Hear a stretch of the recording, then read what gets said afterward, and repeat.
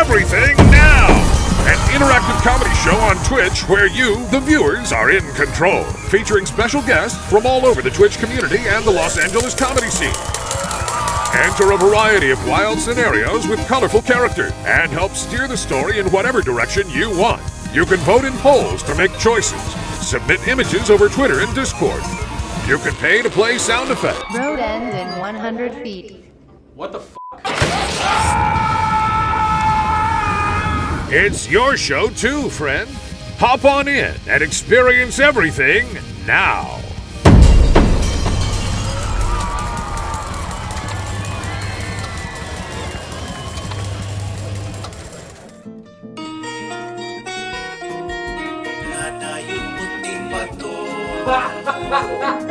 Pagkagamay sa iso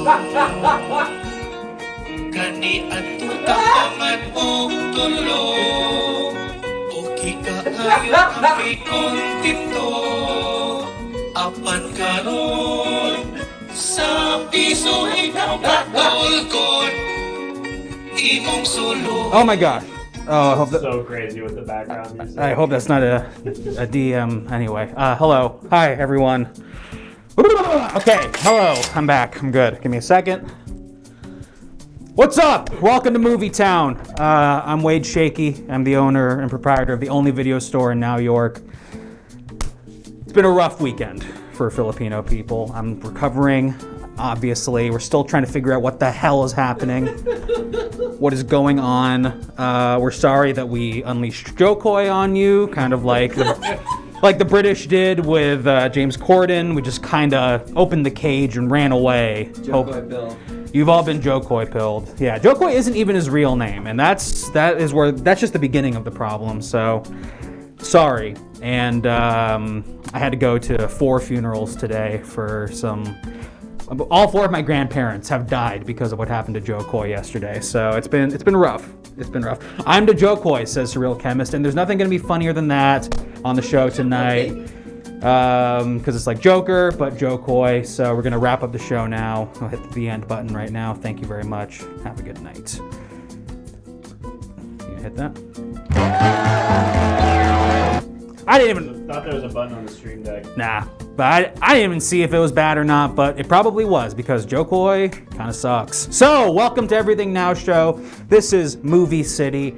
We are here at the video store, and we're gonna watch some cool films that you maybe haven't even seen or heard of. Some underground hits within your favorite genres, and you're gonna learn a little bit. It's gonna be very fun. You can interact with the show in several ways. You can check out the sound alerts over here and play those. It will make the show kind of become more alive, and we'll do something funny because you paid us money. And also you should subscribe to the show because please. Oh, someone is watching a very fun film right now that involves a Wilhelm scream at the video booth. Okay, something like that. They're watching May December. It's when yeah, there's a Wilhelm scream like every 5 minutes in that movie, I'm pretty sure. So someone's enjoying May December over there. Thank you for interacting with us. Yeah, do the subscribe, please, to the show. If we get 15 subscriptions, which we only need 13 more of, we will sneak over to the local movie theater and we will watch some pre-movie trivia, like Maria Menounos, but even cooler. Also, if you subscribe, you get to review a movie and put it on our staff picks board. Like this, Creative Steve reviewed Roger Rabbit last time. Yeah, you can just read that. And also, you can just go ahead and read that with your own eyes and in your head. But yeah, you can review anything you want. Real movie, fake movie, whatever. Who even gives a crap? $3 donation will send a new film to the store. It'll add it to the rotation. We'll put it in stock and then we'll put it up over here. You might be wondering, where are we seeing these movie posters from? It's our Discord. You're gonna wanna join our Discord because you go to submissions and you can put all of your fake movie posters in there and we'll use them in the show. Discord should be pinned in the chat now, I'm pretty sure. It's also how you know what's happening with the Everything Now show, and keep in touch with everyone who works on it, which is you people in the chat.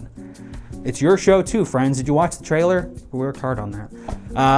What else is going on? Oh, I gotta say hi to everybody. All these members of the Movie City membership pool. I gotta think of a better name for that. Steel Cage _ Theo from Eden, GoGo Gadget 360, Brando 2600, Katzenbaren, Rome 2 Dank, Sentinel, Ogden the Rizless, Benedetto, Tywin, Falexander, Yarkasm, Rarely Asleep, Wicked Lazy, Blue Loser TTV. Hello, that's a new one for me. Hey, it's Aaron, McDougal, and the rest. We love the rest, folks. Again, I'm Wade Shaky, and let's talk about movies. Golden Globes just happened. Come on. Everyone has holdovers fever, baby. Giamatti Renaissance. It's been happening. We should decide on what genre of film we want to watch, huh? We're going to go ahead and put up a poll here. And boy, there's many types of movies, aren't there, folks? There's cool ones. There's scary ones. There's sexy ones. Why are the globes gold? That's a good question. Ran out of the bronze ones. Oh, is that really it? What? They ran out of the bronze ones? Kind of put me on the spot here a little bit. Were you joking? I thought it'd be funny. Oh, so you just lied to me and my viewer base. 800 people are watching this show right now. No, shut up. All right. It's not true. Get out of my store. Okay. Get out of my store! So, we're going to go ahead and pick a genre of film to watch. These are some hot ones. We got horror, western, and sci-fi. Seems like sci-fi's taking the lead right now, but go ahead and vote right now. Oh, sci-fi took the lead right now. We're going to watch a sci-fi film, all right? Space, aliens, stars, oh my. Sci-fi is a fantastic genre. 2001, Space Odyssey, one of the best movies ever made, of course. Give me the name of a sci-fi movie that we may have not heard of or seen in the chat. And by that, I mean maybe like a fake one. But, you know, obviously not, because we're about to watch the movie that you're suggesting in the chat. Prometheus. It's good. I like that film. New Yorkers Will Bite. I've seen that one. 1901, A Western Odyssey. That's pretty cool. Sci-fi movie too. Future Fudge. Yes, the sci-fi version of Judy Blume's Super Fudge. Future Fudge. It's not too dissimilar from Xenon, a 21st century teenage girl or whatever that was. The sequel, yes, exactly. The Cum Stealers. I don't know what part of that at all is sci-fi. Space Bang Volume 21, The Outer Worlds musical. Ooh, Two Cats from Outer Space. Gabagoolzilla. I've been enjoying my rewatch of The Sopranos as well. The Grundle Effect. Arg.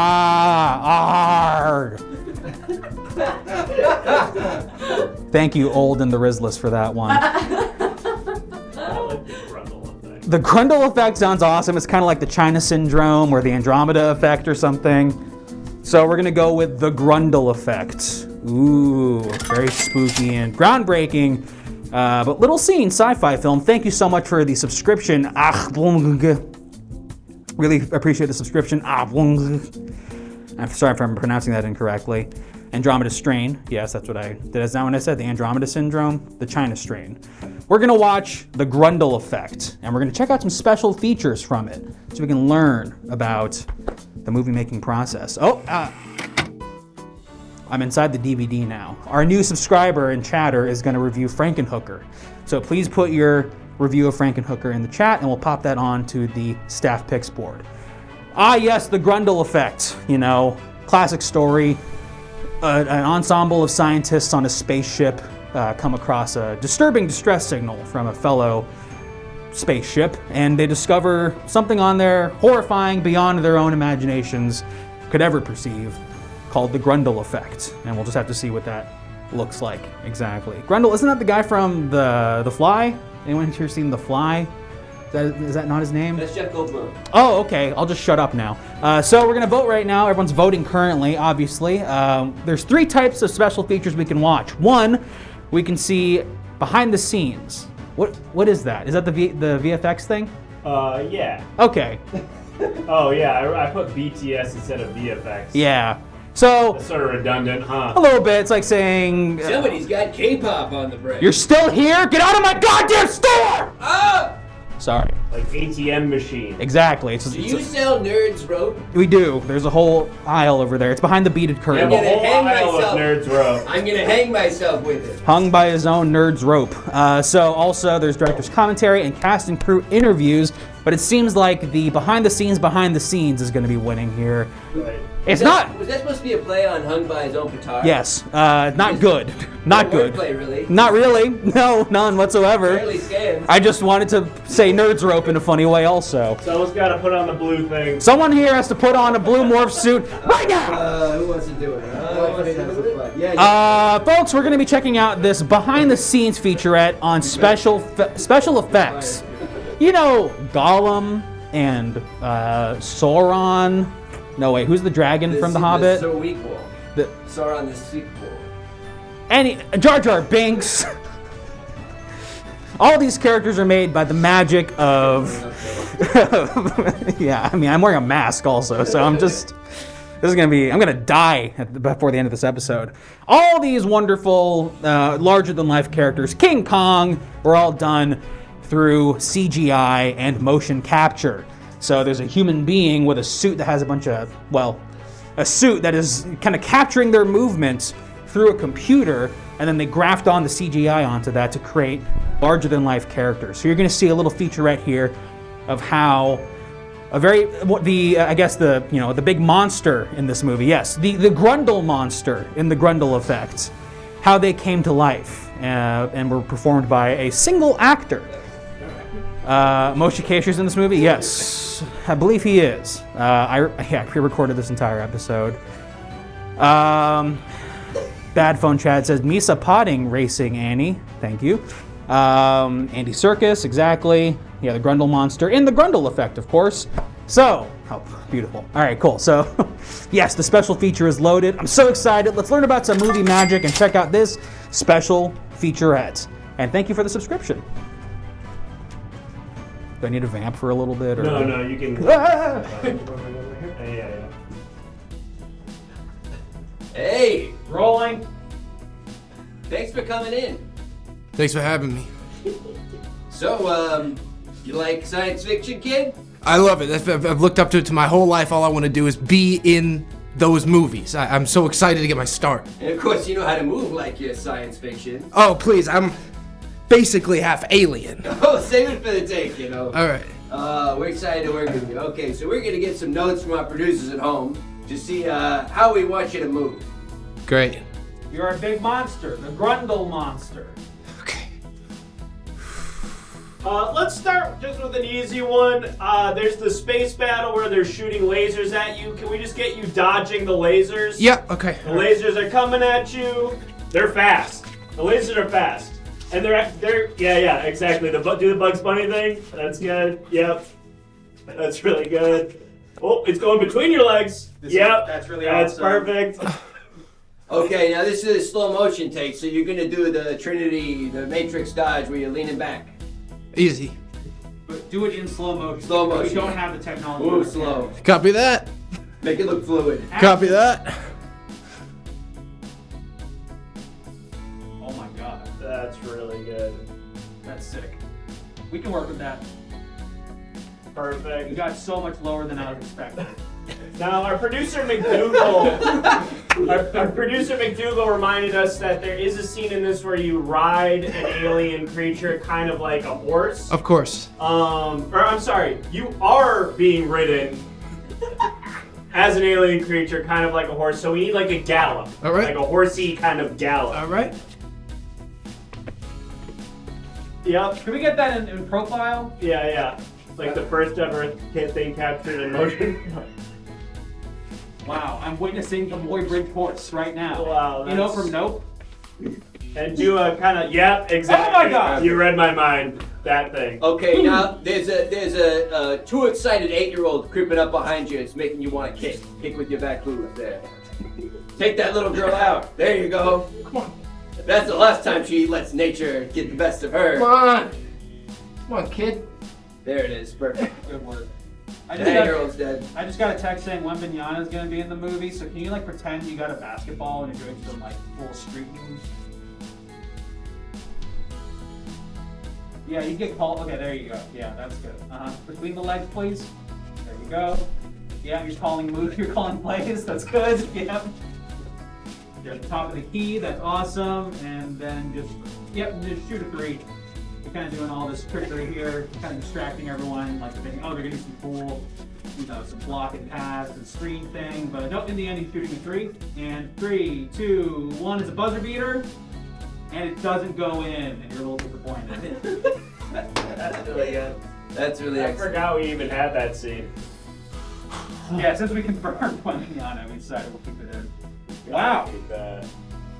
How you feeling? You feeling like a monster? I feel this is the first time I felt right, just in general. This is the Wow. first time I felt like I've been doing something that's putting myself towards something greater.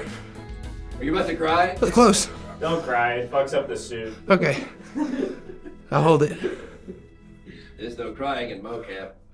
Let's see. We got a couple things. Some Light- tennis. Tennis, but it's a lightsaber battle. See, there's a scene where you have a lightsaber and there's another guy who's got a lightsaber, and a third party shot a laser bolt and you hit it, and then suddenly you're kind of like almost like in a tennis match hitting a laser bolt between each other with 2 lightsabers. Copy Does that. that make sense? Yes, at 100%. That'll be great. Alright. We'll cut It to made sense when I said it. It made sense when Greta pitched it to us, so I just imagine that it'll come out on the screen. And tennis Are we ready? Yeah. All right. and tennis. We are burning film. We're shooting all this on film, by the way. 120 frames per second. Raw 70 millimeter.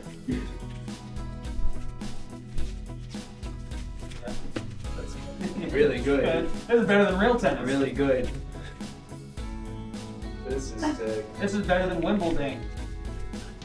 Yep. Oh my gosh. Yeah, because the ball's going. Oh yeah, the laser's going back and forth so quickly. Right. It's technically going light speed. Yeah, exactly.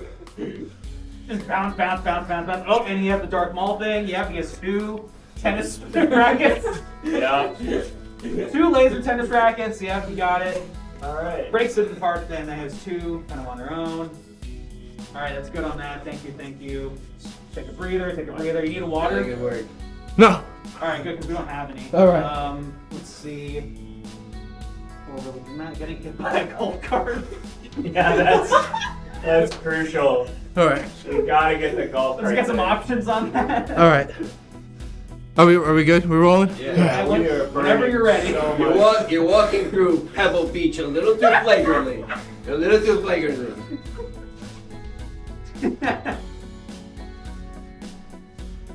You want a bigger impact? Yeah. I mean, All right. yeah. I appreciate the realism. It's gotta lay your ass out. Copy that. Like you really weren't expecting it. Copy that. There's no way your body could tense up or, even anticipate a rate. Oh, there you go. Yes. There you go. Painful. That's good. How's All right. that? And then threaten to sue the person driving the golf cart. Yep, that's right. Pull out your phone, flip phone. There you go. You're filming it now. You're filming it now, and you're gonna cancel them. All right, that's good on that. That's good on that. Thank you. All right, we gotta get. Is there anything else we need in here? Are we missing anything? Just like maybe just some. We're getting a note here from Kaya in the Sky to look injured, like more injured. We could just have a couple different options of you being hurt. Sure. Like maybe on a scale, start like not really that much pain, and then really, really hurt. All right. So start with just very little pain. Hard and low. All right. Yeah, prick your finger, you All right. know, sliver, that kind of thing. Oh! Oh! I feel that myself. That's a 1. Should I bring it? Should Bring it I down a little Bring it bit. down a pump it up I'm a touch? scared of what a 10 would be. All right. So keep it just like a 0.5 maybe. Yeah. All right. You gotta remember, this alien was raised in a very heteronormative, masculine environment where All right. to evince pain is to show weakness. Okay. All right. So try to bottle it up.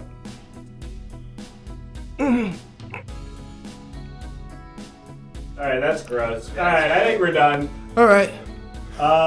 Great. I think we're good on the day. Thanks so much. I What could- was your name again? I'm Dennis Felina. All right, I'm never gonna remember that. All right. Thanks, Dennis. Bye. By then.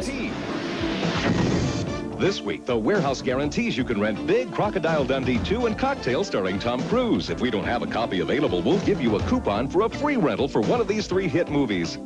Only the Warehouse offers you the movie rental guarantee. If you want to rent these hit movies, they'll be at the Warehouse, guaranteed. Where? The Warehouse. I'll be there.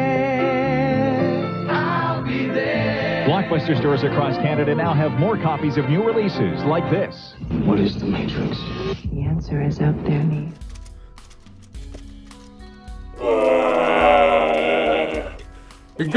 You're going down, Grundle. Don't hurt my finger. I'm pointed right at your fingers. Don't do it. We did our research into your kind, and we learned that your fingers hold your energy source. Oh, hold on. There's a golf cart coming. Wait, hold on. Hold on. Ready to play, fellas. I gotta spin real quick. Alright. Enough of your tricks! Enough of your tricks, Grundle! You took away everything that I love. My crew and my family. I'm gonna need you to stop for a second. I just need to do a couple more other way spins. There we go. Where'd he go? How is he doing this? I'm very thin. Good luck. And you're shooting me, bro. Now you can't even see me now. Now you can see me. I'm a thin guy. Yeah. Shoot me. I'll cut you down. Grundle, maybe we can figure this out. Maybe there's some sort of agreement. You know what? I gotta float. I just gotta float for a second. Oh my god. There's so much pressure on my feet, you know?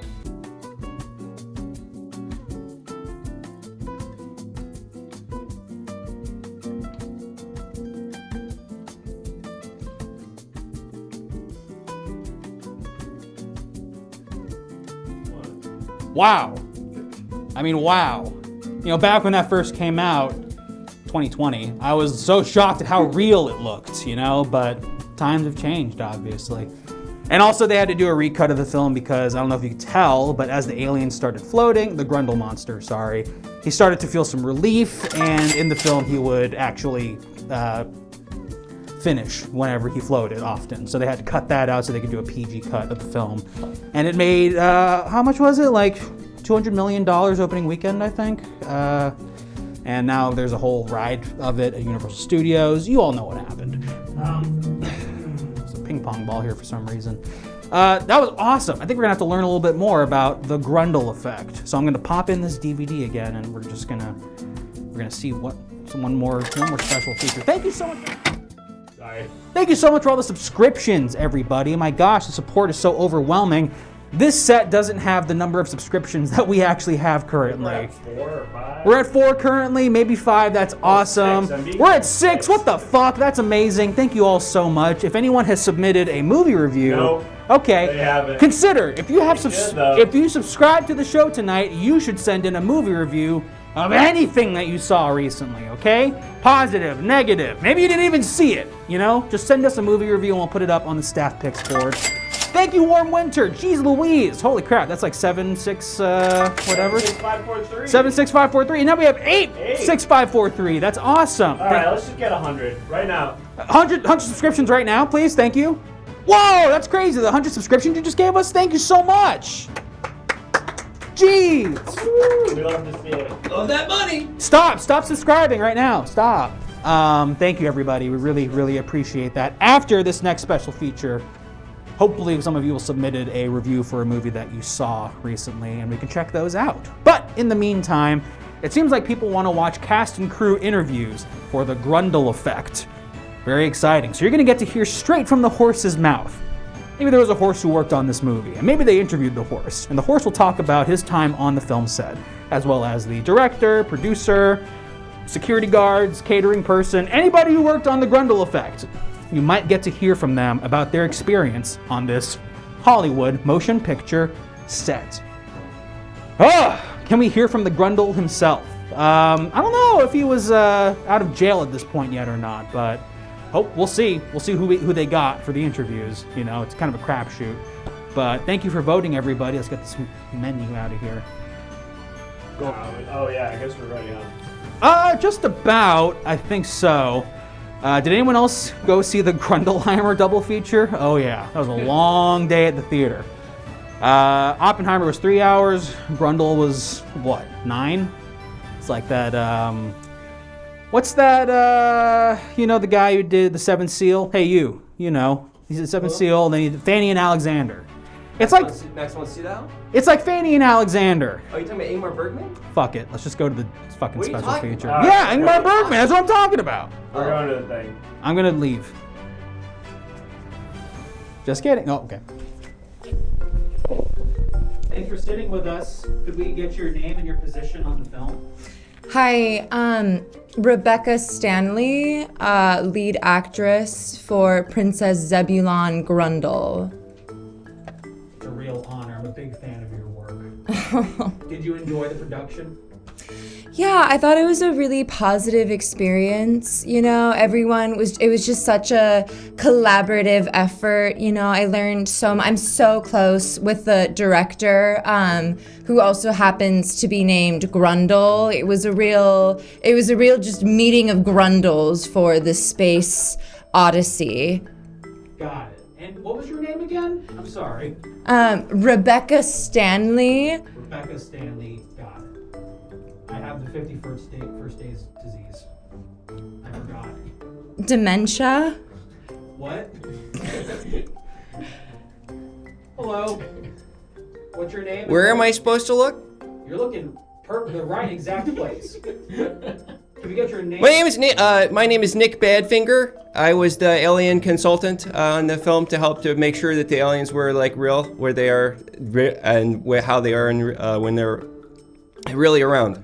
Very exciting. Were you here from the start, or did you come in and see that, did you have to bring your expertise to save the movie or something? Well, we were getting a lot of notes from production saying that the set was a hostile working environment, and I kind of DM'd Paramount on Instagram, and I said, I heard that you guys have a lot of trouble over there, and I said, I think the first solution is to make sure that the aliens are properly represented. So I had a lot of meetings with that lead actress to make sure that she understood that the most important things that an alien values is not being so difficult about what's in their writer. Not being so difficult about what's in their writer, I made sure the lead actress understood that one of the major tenets of alien culture is that women don't talk as much to people, like they don't complain to HR, they don't do things like that. Sorry. Are you good? I'm so good. Sorry, what was the question? How did you feel about the alien experts' opinions on how aliens should be, like women not talking much? Right. So, okay. So, every family, there's some fights, there's some family drama. There was initially talk of casting an actual authentic alien for the film. But then producers ultimately decided to go with me, a conventionally attractive white woman. But let me assure you that no one understands the alien experience like me. There was a lot of adversity with the It's time for more bells, okay. alien consult.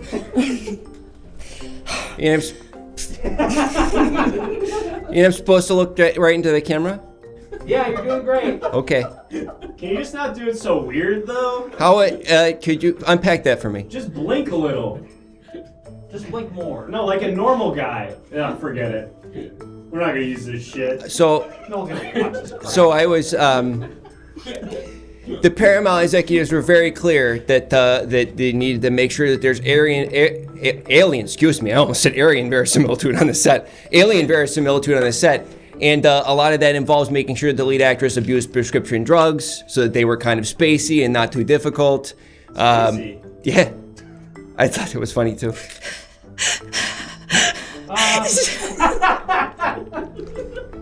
How's she doing, by the way? The way that he looked at me with his unblinking eyes day after day saying, "You're not an alien, you're not an alien, you're not an alien, never be good enough to be an alien. I'm just trying to tell the important stories. I don't need his blinking eyes watching me day and night when I'm trying to sleep." And he sneaks into my room and says, "I don't think you're talking enough. I think you're talking too much. Alien culture says that." I said, I don't mean to be presumptive when I asked the question, but I said, do you need a +1 to the Golden Globes?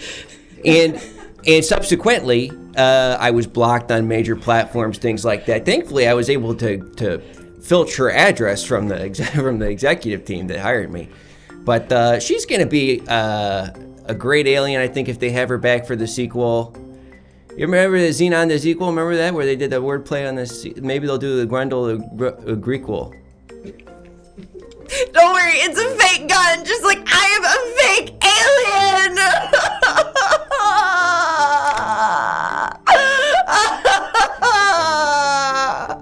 I'm sorry, what was the question? Did anybody else feel that the pink hair that she went with after the film's a little bit too attention grabby? Anyone else feel that way? Not to micromanage everything about her entire life like I did on set, but... I'm shaving my hair. I'm sorry, I just can't look at it anymore. They say you need to cut the actress out of the hair, but for me, I need to cut the alien expert out of my life. So, do we want to talk about more about like what set was like? There's a lot of me sort of, not being granted access to her trailer, so I would kind of pop up through the window and say, that's not an alien amount of food to be eating. You're eating too much food. Aliens don't eat that much. Things like that. It's very much, who would have made a great alien? Judy Garland. She would have made a terrific, the drugs. That's number one. Big win. Big alien stuff. Didn't complain a lot until later, of course, and then it doesn't matter because she wasn't getting hired anytime soon. She was like 30 or something. And then, of course, the biggest thing that's the most alien-like was the general sort of misery that she carried herself with for the vast majority of her career. And that's, we got so close with this one, with, what was her name? Nikki? What was her name? Am I looking at the right place? How'd you shave so fast? I feel free.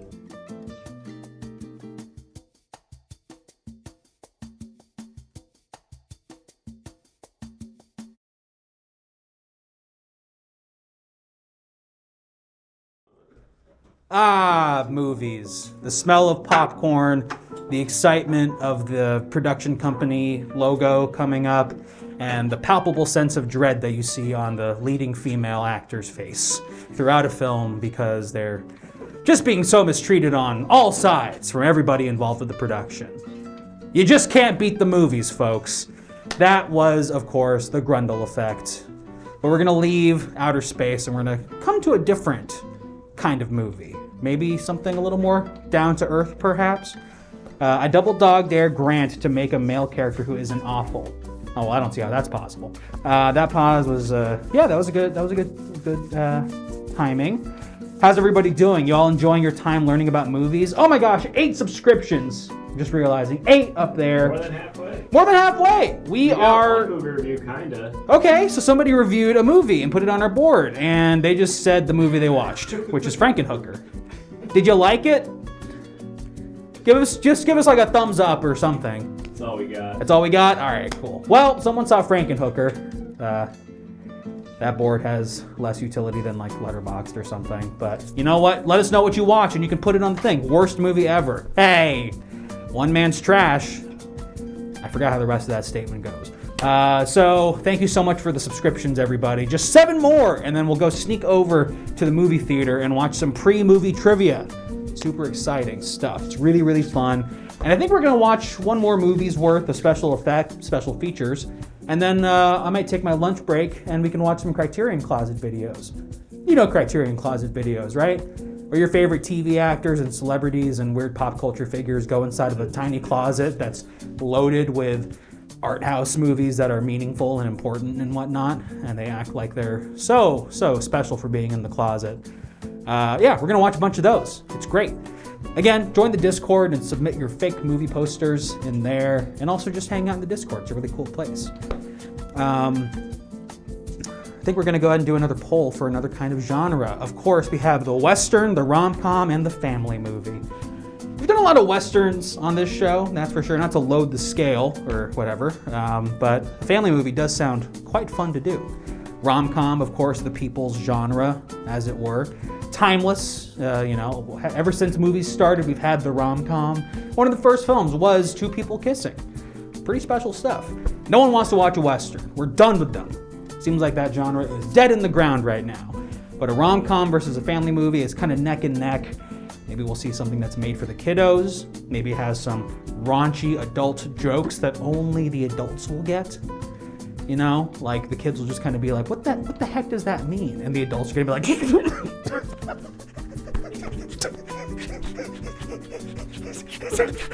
and they're trying to lean over to their kids and explain the joke, but they realize it's for adults only. They're not gonna understand that kind of shit. Can we see a family rom-com? Like The Parent Trap? That's kind of that, right? That's kind of that. But it seems like we're just gonna watch a plain ass, down to earth rom-com. Please, oh, thank you so much, Warm Winter. Yeah, it's a pretty nice sweater. I'm very proud of it. Like Minions dating Flubber. Okay, yeah, exactly. That does sound pretty cool, actually. Cat's Paw. Family rom-coms are usually about stepmoms. Just gonna let that linger. Title, Grendel and Maude, Electric St. Patty's Days. Damn, thank you, bad phone chat. That's a very exciting one. So name your favorite rom-coms that we may have not heard of. Name your favorite rom-coms that we may have not heard of. I think it's the best way for me to describe this game. Like Help me, stepson, I'm stuck in a meat cube. Exactly. Is that something? Yeah. Should we do the title first and then we'll do staff picks? Yeah. All right, cool. Vor and Vorer band. My lover's wife's hat. It's like one of those like period piece Sense and Sensibility ass, Jane Austen ass movies. 3 men and 3 more men. Columbus Day Lovers. Not a big fan of that one. That Time I Fell in Love with a Deep Space Demon. That's a good one. Seinfeld 2. Yeah. They're trying to get around the IP. Yeah. It's like Ratatouille, if you ever saw those fake Pixar ones. Drunk Guy Stuck in Vase. Grinding at Prom. No. Born on Third Base, Over the Shirt.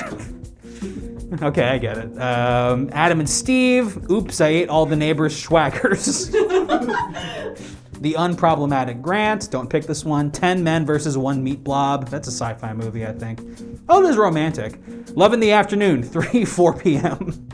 That's funny. Failure to Raunch. I think we're gonna go with, God, what was the one I said earlier that made me laugh so hard?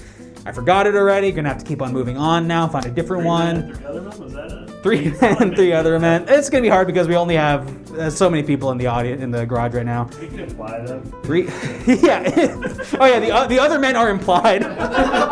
Thanks to cinematic techniques such as the Kuleshov effect and many others. Was it Seinfeld 2? I don't know if it was. That was the one I loved exactly. Grinding at Prom. My lover's wife's hat. Thank you, McDougal. We're gonna go with nope. You're not doing Failure to Raunch or Failure to Goon. My lover's wife's hat. A very prim and proper rom-com. I believe Whit Stillman had something to do with this one. So he's made by masters of the genre. You know.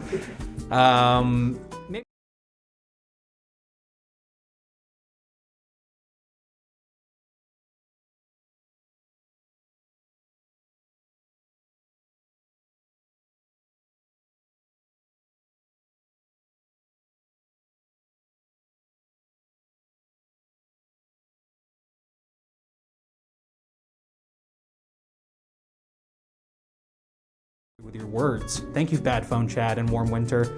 Mike is gone, Mike is off. Yeah, Mike was off. No one heard my awesome jokes? Yeah, you can do it again if you want. I don't know why they were. Probably just put the mic on the DVD insert scene. Great reviews, everybody. Thank you so much for those. Remember, if you subscribed, you get to put a review of a movie you saw on the staff picks board. And we're also 7 subscriptions away from going to movie trivia. So please, give us your money. I wasn't going to say it that bluntly, but yes, please do give us some of your money. At least 7 subscriptions worth, which is about $35. That's 1 cup of coffee. A single cup of coffee costs $35 these days, and it'll also let us go to the secret, mode of our show, because our show's like a video game. All right, so let's go ahead and pick a special feature from My Lover's Wife's Hat.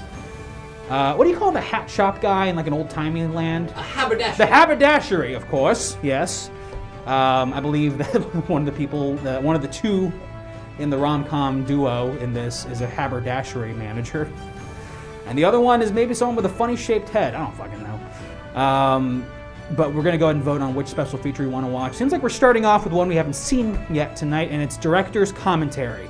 So we're going to be watching a scene of the film playing out, but we're going to be hearing the director talk about it as it's going on, and we're going to get their insight. We're going to get what they thought behind certain lines, or even like maybe the way someone's acting. Maybe they'll explain that something was a mistake and actually added to the movie in the long run. Because that's movie magic, you know, finding it on the day. Yeah, you can have all these cool shots planned or these really great lines of dialogue, but maybe one time someone slips on shit and vomits on themselves and ends up being the best part of the movie. So you gotta be open to anything happening in the film set, because anything could become movie magic. Are we ready to watch some DVD director commentary? Not yet? Fair enough. I used to go to sleep listening to director's commentary. That's how much of a movie head I was when I was a little boy. And I miss it. I wish that they would bring it back, or at least keep making DVDs. But you go to your local Best Buy and the shelves are empty. No more physical media, they say. Well, I say I won't be their best boy anymore. Fuck you! That's what I say to Best Buy. Chris ENS says, our show is like the Royal Rumble for real. That's true. Our show is kind of like a Royal Rumble. It's like wrestling in a lot of ways. And I hope that you all are enjoying that element of it. I am the best boy? Thank you. That means a lot to me, Cats and Barn. Also, who's Rocky? I'm Wade Shaky, the owner of Movie City. So I'm loading up the director's commentary for My Lover's Wife's Hat. And I think we're about to watch it. So enjoy, and I hope you learn something very cool. Yeah, so this scene was actually a real challenge on the day. Obviously, we weren't supposed to be filming here. It's a public park, and we didn't have the permits. So I wanted to make sure to get in and out really quickly. We had two first-time actors here. I wanted to get unknowns for this so that the audience could really sort of, not bring in any preconceived character traits onto these actors. And this was obviously the cheese exchange. So this is a key part of the scene of the movie, and if you've seen it, you know how big a deal the cheese was. I wanted our lead actress here to really sort of take a moment with that cheese, kind of turn away from our lead actor for that chance, and really just go to town on that bad boy. And so that was the note I gave her, just go to town on that cheese. And she really started going crazy with that. Now, our lead actor here, he was supposed to be able to cry on cue, and he really had a challenge with that. So he did something that I think played on camera even better than crying, which was his sort of, I guess what you would call it is like an impressionistic interpretation of crying.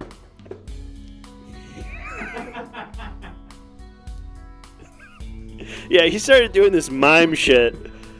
And I was like, is that what crying means to you? He assured me afterwards that and it's my fault because English is not his first language. I found out after we shot this thing that he had no idea what anything in the script was saying. He did have an excellent line delivery right here, though, despite not knowing what he was saying. Finally, you took the cheese. And now I can have your lover's wife's hat.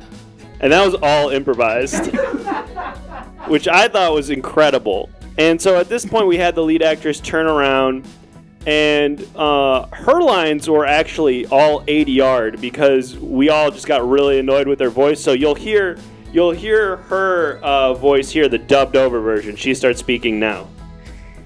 But that's my lover's wife's hat. What the heck do you think you're gonna do with it, bucko? What? Fuck you. You hear me? You foreigner?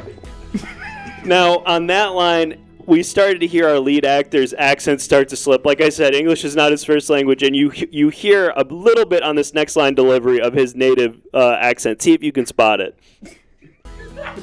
You can't say that to me. You shouldn't say that. And again, he had no idea what he was saying. So honestly, he nailed the line incredibly. And at this point, it turned into, we tried to do the dance sequence. Obviously, we didn't have the budget for the choreographer, so we told them both to just kind of feel it out. And the results, I thought, were pretty good.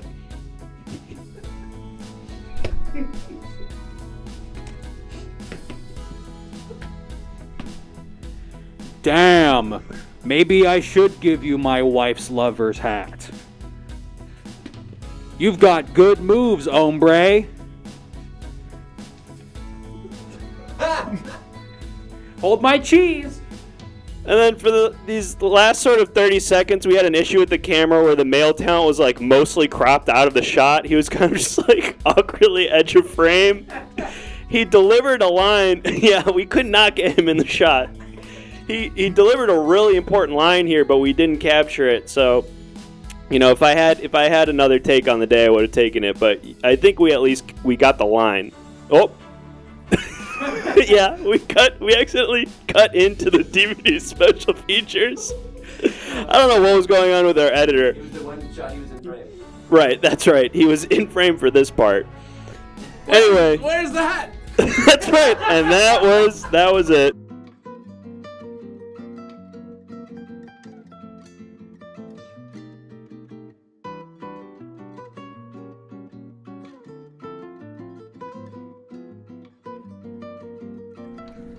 Ugh. Yeah, as you can tell, Nora Ephron's brother, took a lot of inspiration from French New Wave films. Ugh, such nonsense. None of that even made sense, but I guess it means something. Ugh. But that ADR was pretty damn good. It was pretty seamless. I didn't even realize that was a fix until the director told me through the director commentary. Well, good pick, everybody. That was pretty awesome, but I think we have time for one more special feature from my wife's lover's hat. Now look at me, I'm back in the menu. So we got an interview with the cast and crew. You saw what that looked like with the last film, The Grundle Effect. Pretty informative, I must say so myself. And also some more visual effects behind the scenes. Now I know what you're thinking, is that a movie that's like a rom-com that has no otherworldly elements whatsoever, why would they have a CGI creature who needs to be motion captured into the film? Well, even down-to-earth, seemingly normal films feature a lot of CGI in ways you don't expect. Martin Scorsese uses CGI to fill up his background to make his world his scope much bigger and larger than you could expect. Someone like Judd Apatow even uses CGI to just siphon some talent into his movie somewhere. Even Judd. So yes, CGI is everywhere, not just the otherworldly and supernatural, of course. But it seems like that doesn't matter because you want to hear more cast and crew interviews. You want to learn from the people who are making the movies themselves with these very hands. You ever look at your hands? Pretty cool stuff. My lover's wife's hat. You're gonna learn what it was like making a rom-com. And you know what? They said that someone like Nancy Meyers, she's got a Stanley Kubrick streak. She's no different from David Fincher. She knows what she wants, and she's gonna do as many takes as she wants to make sure that kitchen looks as good as possible. Rom-coms, they're hard to make, much like a thriller or a horror movie or an action film. Don't knock it until you've watched this cast and crew interview thing that we will put on in just a moment, folks. My favorite movie, Punch Drunk Love, that's a rom-com. Really hard to make that movie, I'm sure. They didn't even know what they were doing for 2 weeks into production. That's a common thing. Did you know that in Back to the Future, they shot like 2 weeks worth of production with an actor that's not Michael J. Fox playing Marty McFly? That's right, Eric Stoltz, and apparently he just wasn't funny. So they kicked his ass out, and they got Michael J. Fox. Okay, we're gonna go to the special feature now. See you later. What? Who is it? Hello. Hello. What's your name and what was your position in production? Yes, my name is Gary Screech, and I was the film's intimacy coordinator. Oh my. Oh my, indeed. What is an intimacy coordinator, you ask? Well, it's the biggest jackpot in the biz, let me tell you that. Do you know how many famous tatas I have directed? I still don't understand what you mean. Listen. For the layman. Listen, you idiotic film fanatic.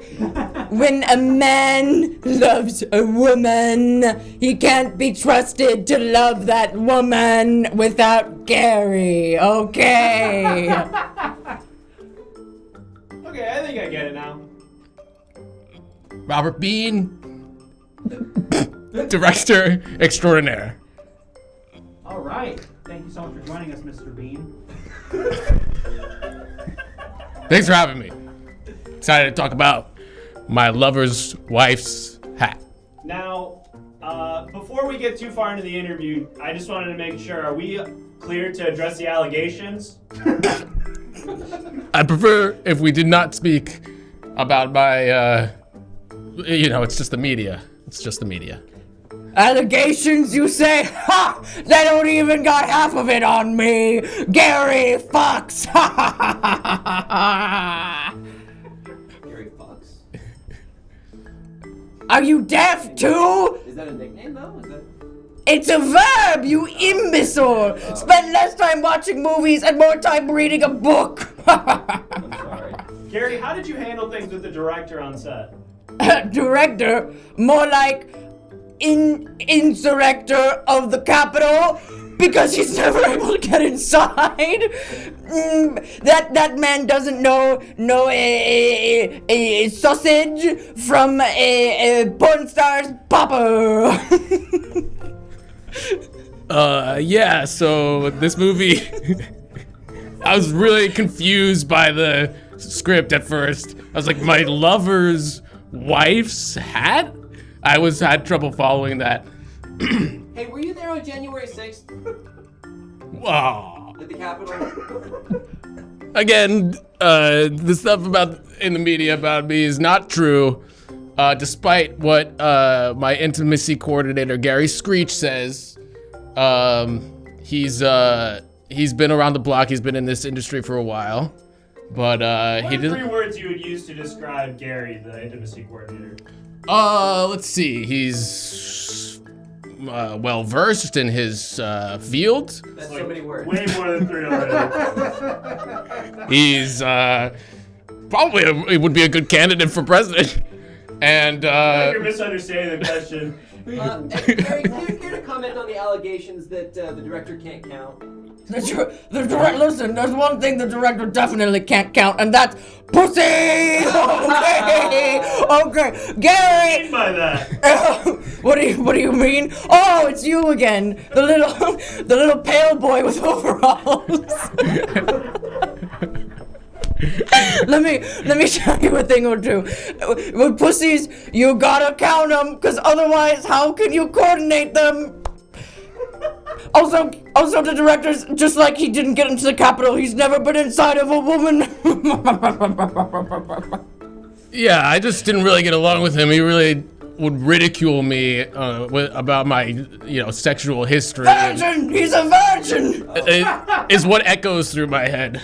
I love calling him a virgin because that is what he is. I actually should have a writer's credit on this film because I said, Mr. Bean, this film is grossly lacking in sexual escapades, okay? This is not a family movie. The people voted for a rom-com. And listen, little pale boy in overalls, rom stands for romance, as in counting pussy and actually getting inside.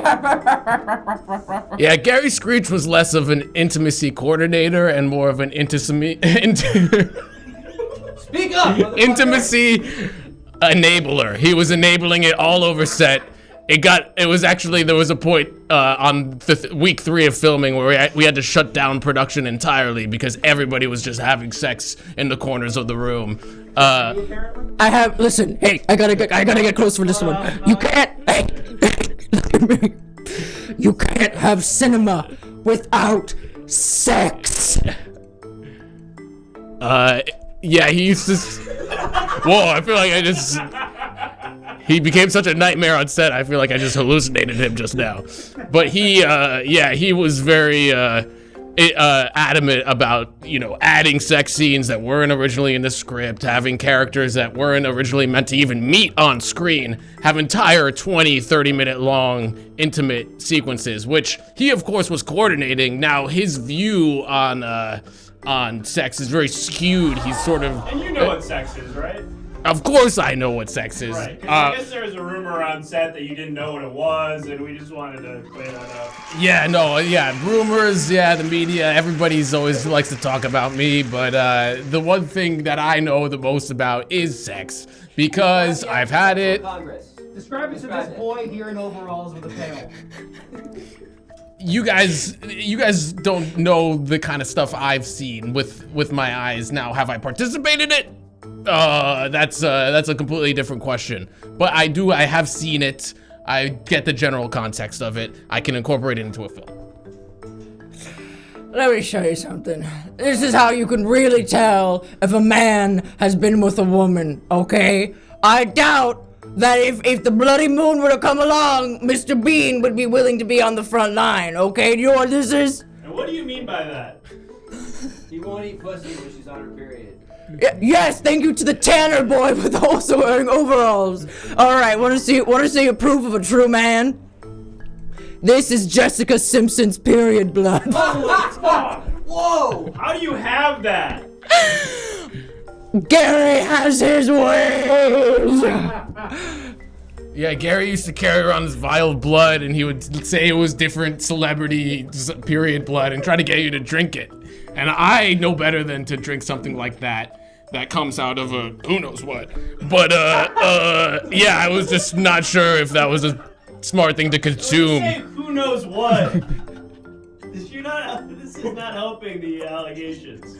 Yeah. Rumor mill, so to speak. Yeah, no, it just it comes from sex. It comes from. It comes from sex? I guess. I've seen it. Listen. Something about Mr. Bean is that he never wants to accept help, okay? Because Gary Screech, Gary Screech doesn't agree with Mr. Bean's political views, okay? But Mr. Gary Screech is a good friend, so when Mr. Bean said, God, oh God, if I can get into the Capitol, then maybe finally I can be with a lady, I said, Mr. Bean, you listen to me. Gary's got you. And what did I do? I pulled up Jessica Simpson's period blood and I said, drink this.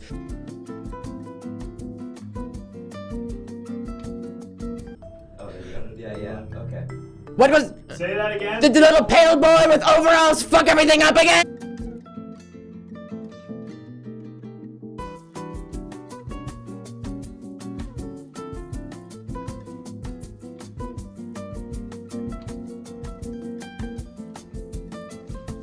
Yeah, and I know what sex is too.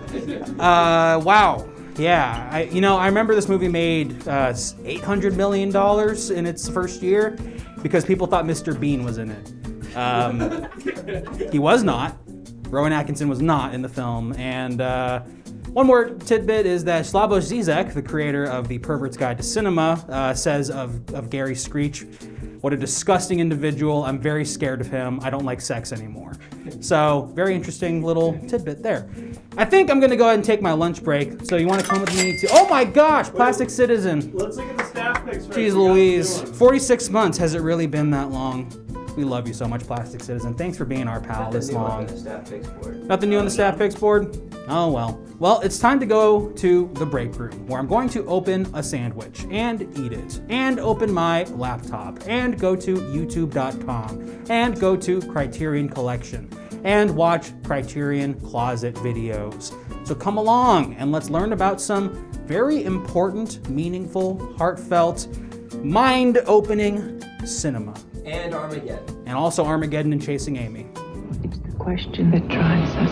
Unfortunately, no one can be told what the Matrix is. The Matrix. You have to see it for yourself. Rated 14A, guaranteed to be there at Blockbuster. Come to Blockbuster and go home happy. At Blockbuster, we believe that everyone should be able to take home the movie they want. That's why we carry more copies of the latest new releases than anyone else. And why we guarantee that if our hottest new releases are out, you can rent them free next time. Blockbuster, bringing entertainment home. Now you can rent all new releases or anything else for 5 days. Really? Yeah, so you can just enjoy it at your own pace. At other video stores, you only get 1 day on new releases. So you can't enjoy it because you're too worried about getting it back on time. And then you gotta fly out the door in order to get to the video store before it closes. And the clock is ticking, the phone is ringing, the late fees are piling up so high. He's really into special effects. Only Hollywood Video has Star Wars The Phantom Menace for 5 days, so you can watch it again and again. Welcome to Hollywood. Hollywood Video. Wow, what a difference! Blockbuster Video. We're the Blockbuster kids, and we're always up for fun. We do action and adventure. We're always on the run. So come along and join us. You will see that Blockbuster Video was made for you and me. Wow, what a difference! Blockbuster Video. Wow, what a difference! Blockbuster Video. Fire is our man. He's as crazy as me. And Summer, she's a friend to you and me. And then there's love. Hey everybody, it's me, Igor Zieman. Maybe you not know me because I'm a director of foreign films, but I'm a huge big-time director in Eastern Europe, and I've come to have a good time here in the Criterion Closet, where some of my favorite picks are from. When I got here, people making fun of me because I have a Cosby sweater. In my country, this sweater has a completely different association and meaning. Let's get into some of my favorite movies. One of my favorite movies, this one is great. Bark, bark, bark. Bark, bark, bark, bark, bark, bark. A lot of people thinking bark, bark, bark, bark, bark, bark, bark, bark, bark is an art film because it's featuring only a dog doing a bark for 24 hours. Now, they might be right, but something that people don't think about when they are watching Bark Bark Bark is how revolutionary it was to have a movie being 24 hours long. Movies before this time were only 2 hours or maybe 90 minutes, but when Bark Bark Bark Bark Bark Bark Bark Bark Bark came out, suddenly our eyes were open to what if movies were so fucking long? Just like way too long, no intermission. If you leave in the middle, you're missing crazy stuff. The dog leaves for a little bit, he chased the mailman. You could miss that. And that's what I think a lot of people don't appreciate about Bark Bark Bark Bark Bark Bark Bark Bark Bark. Now, you'll notice that underneath the title there, it says Bark Bark Bark Bark Bark Bark Bark Bark Bark Bark Bark Bark. And many here in the English-speaking world misunderstand that as a subtitle to the title, but those are actually the co-directors. Bark, bark, bark, bark, bark, bark, bark, bark, bark, bark, and bark, who are a family of directors, kind of like what your version is, the Safdie brothers. It's 12 brothers. It's 12 guys who made this movie together. We got one other movie, my all-time favorite, and people are saying, does this guy have some kind of dog fetish? No. I just have two favorite movies, both of them feature dogs. This one is calling Paws. Paws Wagging with Fran and Fido. Now this movie was released as a children's movie in the United States by Disney, but you'll notice that in my country it was NC-17 because of a scene featuring Fran and Fido, which we'll just say is not appropriate for children, but contextualizes their relationship in a big way. In the American version, you notice that like in the second and third acts of the movie, they're like really close, like they're weirdly close, and they keep exchanging these knowing glances for long amounts of time. And for some reason, the female character is pregnant in the second and third acts of the movie, but they don't explain how or why. Well, all of this is clarified in my version, the version that I saw in my home country. And if you haven't seen it, you could probably find it on some dark web websites or on like the 4th through 9th page of a Google search. Anyway, folks, thank you so much for bringing me into Criterion Closet, and I'm going to take snacks with me on my way out. So don't have snacks. It's like super American there. Yeah, his accent was all over the place. Yeah, well, I think he's just assimilated while he was in the closet. Yeah. I've assimilated in the closet before. I get what you're saying. You know what I mean? I'm disgusted. I get what you're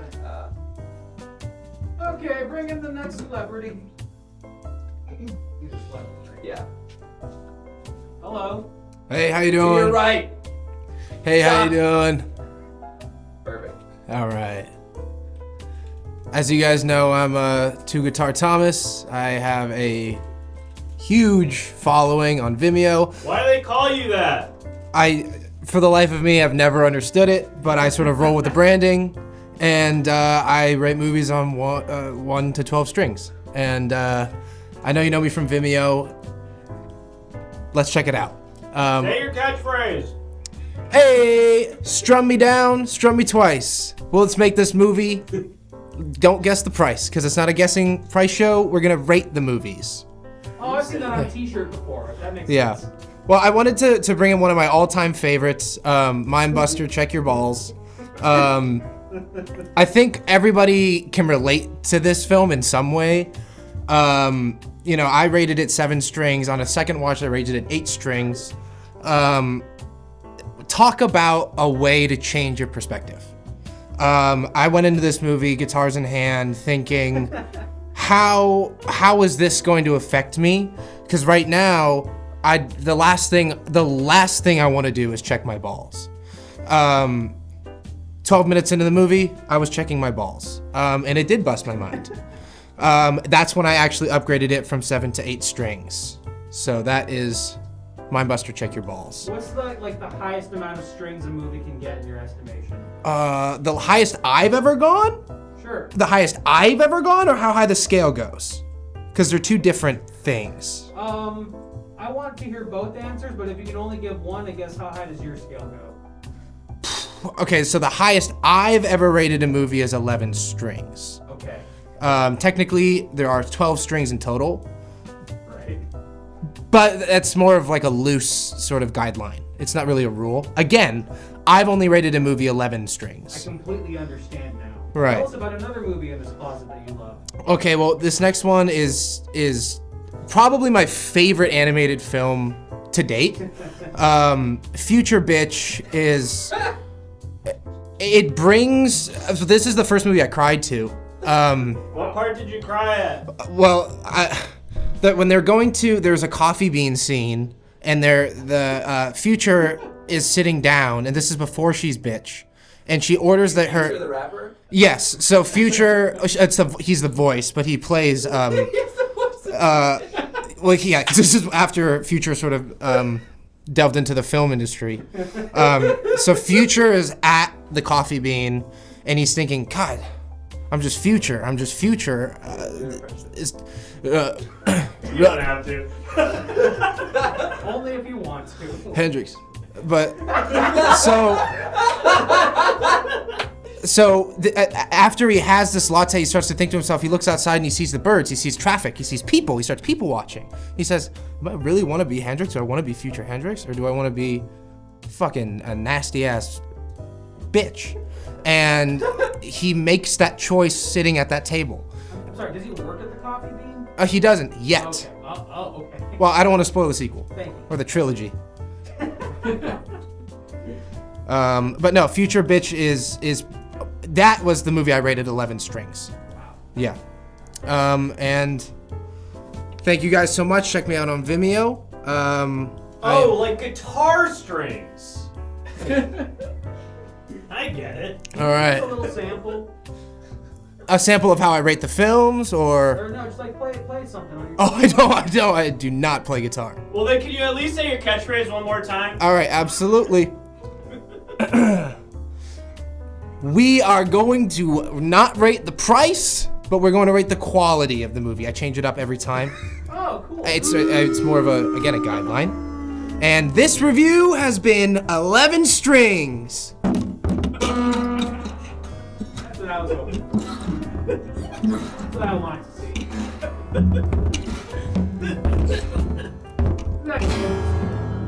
It's like when you make two Barbies kiss. Yep, but they're guitars. All right. Rocked. That's hot. I would make my Stone Cold Steve Austin and my Jesus on the Cross kiss when I was a kid. Did you hear me? That's immaculate conceptual. Oh, listen to the guy.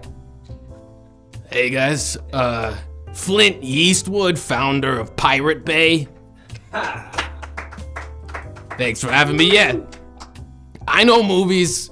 I pirated them for years. I started the whole website. People would, help put the torrents on, and we, torrented thousands and thousands of amazing films. I watched every single one of them. I have so many of my favorites. It's hard to pick today, but here we are, and we're gonna start going into some of my faves. So, there was this period of George Clooney's career where he got into directing a few different films, and they said, George, what do you want to make? What do you want to make, George? And he was trying to go through his his own life and pull from his own experiences, but in truth, that guy has the most boring life ever. I mean, George Clooney, he sits around, came out in 1984, sits around, starring George Clooney, directed by George Clooney, and then obviously the spiritual sequel to that, which was Traffic. So Traffic came out, and oh my God, this movie is phenomenal. If you haven't seen it, there's this entire sequence where they're sitting in traffic, and then there's another sequence where they're also in that traffic still. So you guys should check it out. One of my favorites. Downloaded over 14,000 times on Pirate Bay. Thank you for your service. Of course. And I mean, there's so many films I torrented, and I mean, looking back on my career, I have to say the Tit Suffocator was up there in some of my all-time faves, because it kind of twisted the trope of tits in general, because usually... The trope of tits? Yeah, because if you're a film guy like me, you know about tropes, and there's this trope that boobs are great, and that you should love boobs. So cliche. TV trope tits are great. Yeah. So this movie took it and flipped it upside down, and it was like, you're gonna die from these tits, homie. So that was and Salvia Saliva.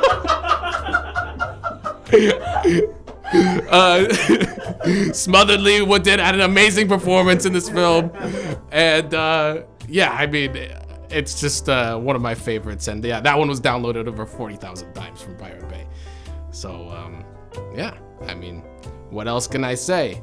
By the way, I am in prison, and I do need to pay my bail. Please go download Trolls 2 from Pirate Bay as many times as you can, and I should have enough funds to get out of here. So How does that help you? Once that all goes into the system, I can kind of look back at my portfolio, and maybe I'll have enough funds to get out of prison. Makes sense to me. Yep. Right. Thank you. Mr. Thank you. Eastwood.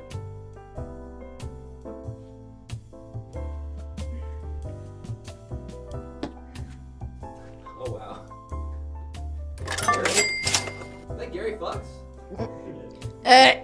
Hello, this is Gary Screech, former intimacy coordinator of Hollywood, and now current guy you hire on a set to make the kids cry. I have always had a passion for movies, even though that passion has evolved. It's still the same, Gary. Okay. You may be wondering why I am. Gary, can you pull your pants up, please? Well, if you wouldn't look, you little pervert! It's just we're trying to have a safe set here. I swear to God, Gary is always followed by these small, pale boy with overalls. Everywhere Gary goes, they haunt me in my dreams. I say, I want to live a free life, and they say, no, what does sex mean? Anyway, I'm in a room full of DVDs. Oh, this was a classic. You see, you would think in animated films there would not be use for me, Gary, former intimacy coordinator and current guy you hire on a set to make the kids cry, but oh, would you be mistaken?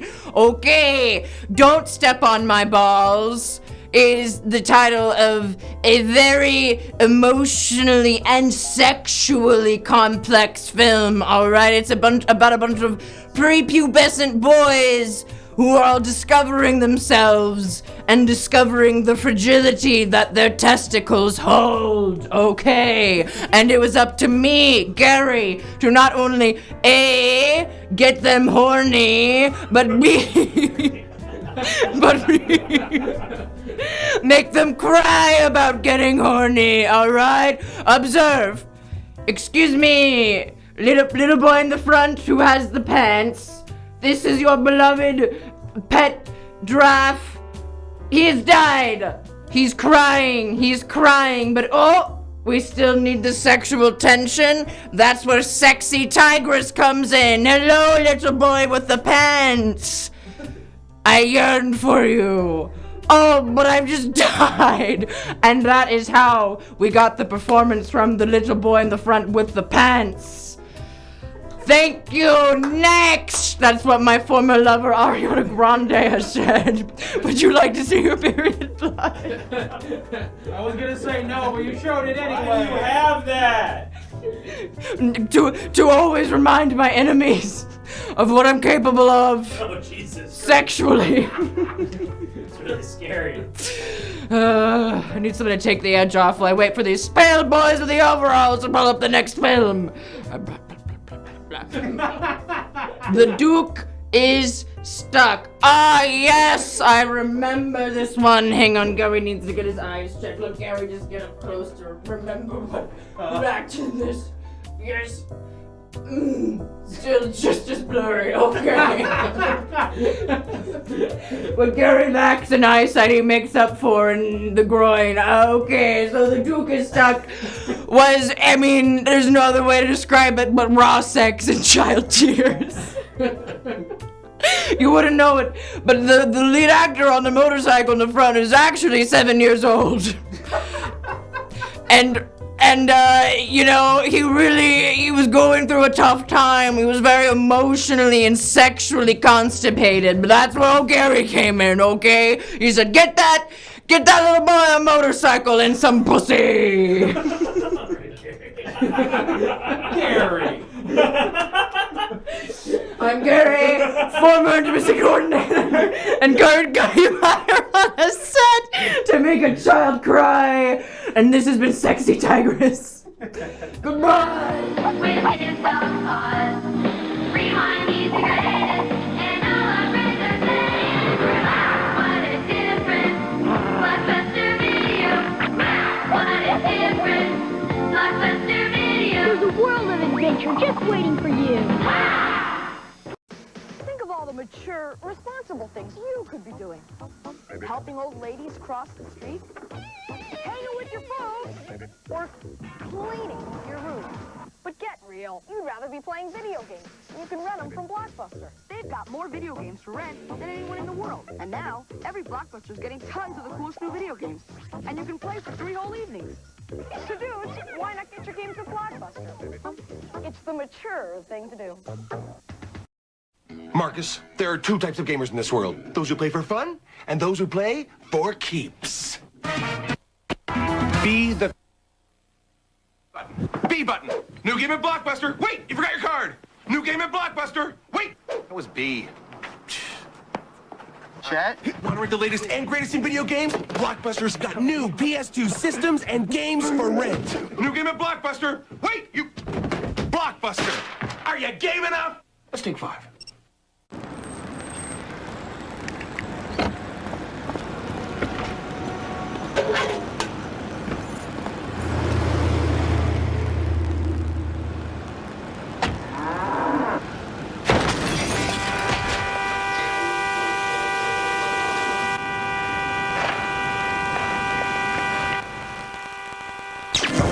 Now, get 2-day rentals on all new releases at Rogers Video. Hey y'all. Man, it's so weird that they haven't canceled that Gary guy yet. And he's like making the rounds. He was on like Last Meals with Mythical Morning Kitchen or whatever. He did Hot Ones. It's wild, but hey, people love him. Apparently the kids really love him. I don't get it. Welcome back, everybody. I'm Wade Shaky. This is the Movie City video store in New York. And I want to just thank everyone for helping us reach our sub goal. As you can see, we've got 15 subscriptions tonight. You're all so amazing. Thank you. I'm going to go ahead and close up the store in a little bit, and we're going to sneak over to the local movie theater, and we'll watch some pre-movie trivia. Oh my goodness, the 27 Club with 87 viewers. Thank you so much for joining us. Hello, welcome. This is Movie City, the only movie store in New York, and this is Everything Now Show. We're an interactive comedy show. Yeah, honestly, let's roll the trailer. Here's what the show is in like you know, if it was like a toy commercial from the 90s. That's kind of...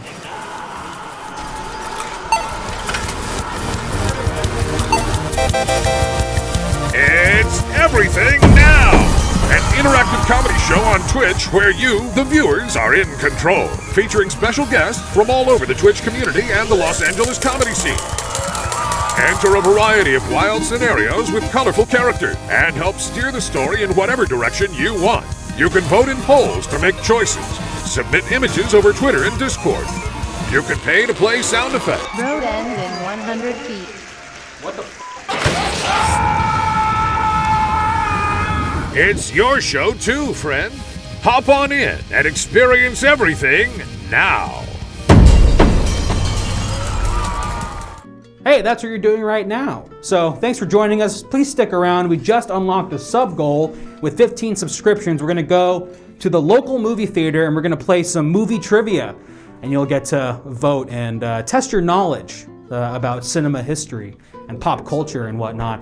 Also want to thank Peach Jars for popping in and giving us some subscriptions and just being a great supporter and cool person overall. Come on the show sometime, Peach Jars. You rule. And thank you, everybody. We love you so much. Yeah, if you want to interact with the show, check out the sound alerts. Join the Discord. That's where people submit movie posters and images that we use on the show. If you donate $3, you get to add a new movie to the store's catalog. And it's from those same posters that you see on Discord. And yeah, are we ready to go? Yeah. Cool, so I'm gonna close up shop. We're gonna sneak over to the movie theater and play some movie trivia. See you in a second.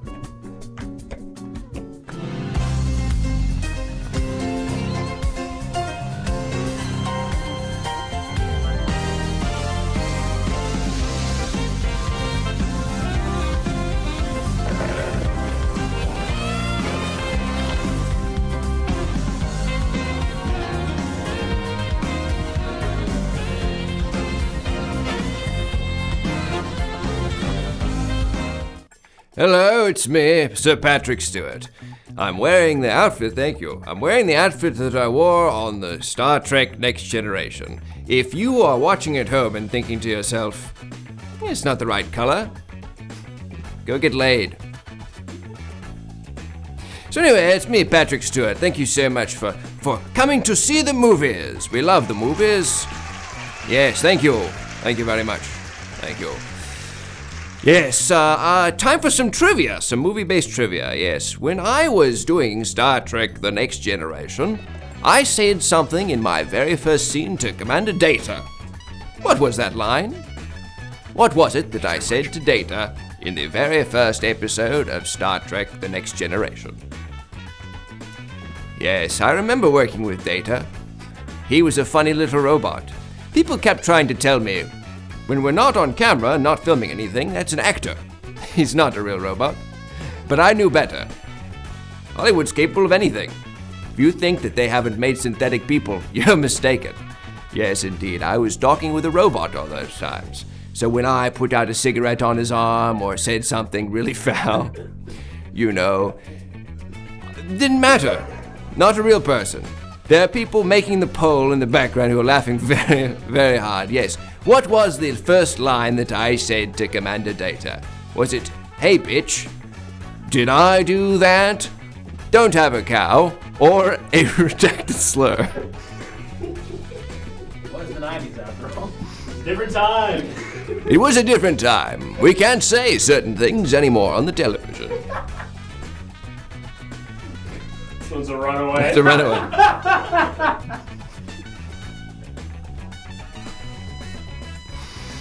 Yes. Yes, that's right. In the very first episode of Star Trek, I was under the impression that Data was an Irishman. And so, of course, I called him... No, the robot. When you're listening to anything that I said, I was under the impression, what I believe to be the correct impression, that the Data robot was an actual robot and not an actor. So I called him... Redacted. You know. Anyway, we should do something about the Irish once and for all.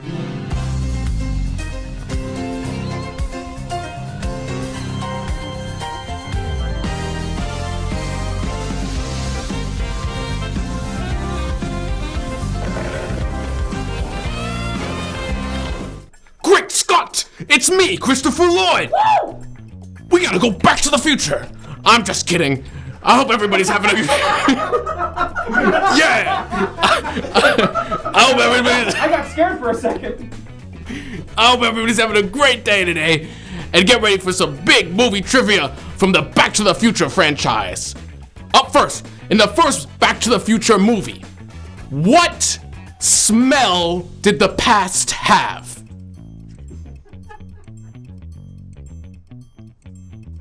What smell did the past have?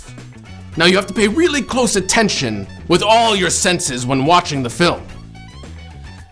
Some people only watch the movie with their eyes. Others, more futuristic thinkers like myself, we watch with our noses.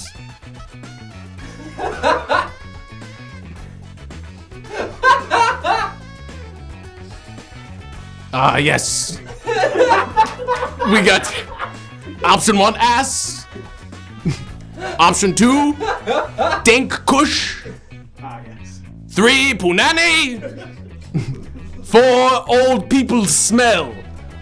All great options, but only one is what the past truly smelled like in the movie Back to the Future. What could it be? I'll give you a hint. It smells like exactly how the past would smell like. Alright.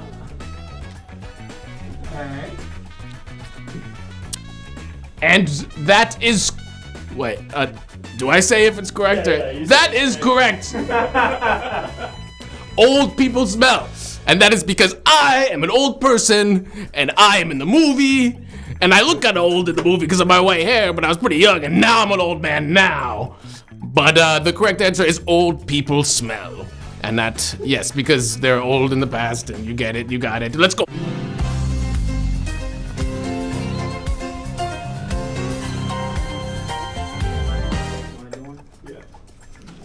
This is trivia! I'm Gerard Butler, and I think I'm from Australia. And I have a question for you. In the hit movie 300, when I kick my foe into a well and I say, "This is Sparta," this script called for a different word. What is that word? This is what? I started this movie and I was a very skinny lad. I gained 45 pounds to walk around shirtless in front of all my castmates. And now I gained it back, so I'm wearing a t-shirt. Now, if you could kick someone into a well, what would you scream? That's probably the answer. That's probably what was in the script. What do you think? Is it Sparta, like it was in the original film? No, but it could have been. And I could see that's what a lot of you wanted to put. But it's not. This is butter! This is not a knife! This is a knife! This is jackass! This is redonkulous! Now, I know you might think that all of these could have been in the script because they're all very worthy writing. However, only one is correct, and that one is very, very good. And as it comes now, we know that in the original version of 300 with me, Gerard Butler, I kick him into a well and I say, "This is redonkulous!" Enjoy your film. Hi, Gerard. Bye.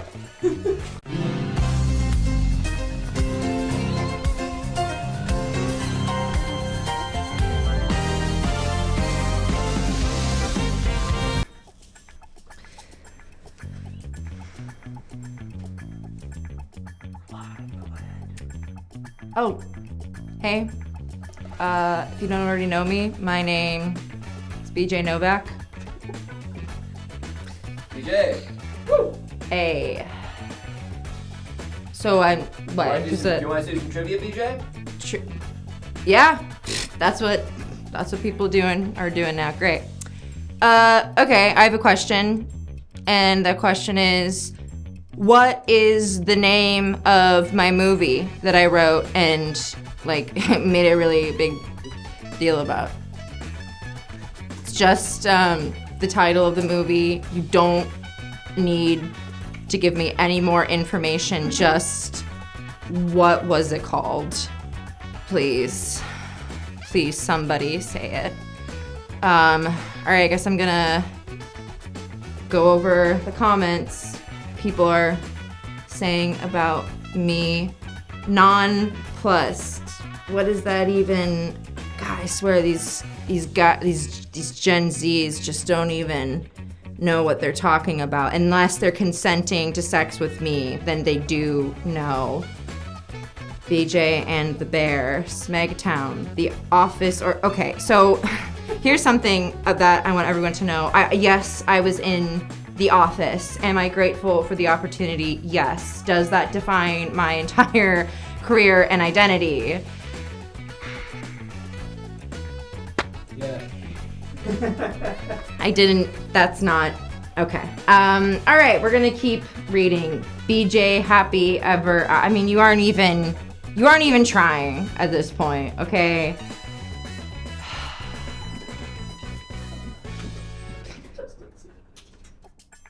And no one has it. I was in a Quentin Tarantino film. Really? Yes. It's Ryan the Tab. I swear to fucking God. Hey, you funny guy wanna come up here, say that to me? I personally loved your work on the Orlando Magic. That. Oh, I'm sorry, I'm thinking of JJ Redick. All right, that's super great. All right, if anyone in the comments is underage and wants to slide into my DMs, please do. I'm BJ Novak. Fuck all of you. Wait, tell us about your first movie that you made. Okay, well, it was a really big deal. I was the head writer. I acted in it. I got Dove Cameron to be in my goddamn motherfucking movie, but it doesn't matter because no one cares. No one even cares a little bit. It was actually a culmination of everything that I worked for. From, you don't deserve it. Did you ever want to kiss Kelly in real life? Okay, what's happening between Mindy and I is not anybody's. It's no one's business. Who the hell's Mindy? It's Kelly Kapoor from The Office. Just say that then, I'm confused. Oh my God. I swear to God, I swear to fucking, no one's gonna ever appreciate my genius, my BJ Novak genius. What was the name of the movie? This isn't even real. This isn't even real. Okay? You're all so dumb. I fooled all of you.